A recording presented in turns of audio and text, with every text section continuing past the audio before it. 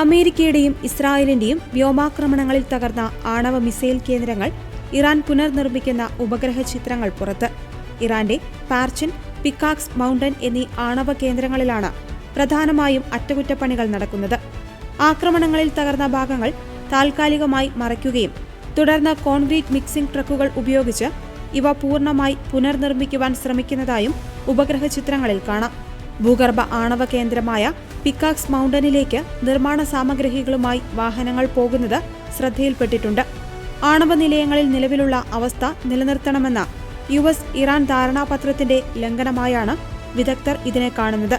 അതേസമയം ഇറാന്റെ പ്രമുഖ ആണവ കേന്ദ്രങ്ങളായ ഇസ്ഫഹാൻ, ഫോഡോ, നതാൻസ് എന്നിവിടങ്ങളിൽ നിലവിൽ പുനർനിർമ്മാണ പ്രവർത്തനങ്ങളൊന്നും നടക്കുന്നതായി സൂചനയില്ല.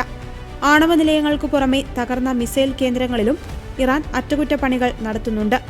വിമാനത്താവളങ്ങളിൽ തകർന്ന റൺവേ കോൺക്രീറ്റ് ഉപയോഗിച്ച് ശരിയാക്കുന്ന ദൃശ്യങ്ങളും പുറത്തുവന്നിട്ടുണ്ട്.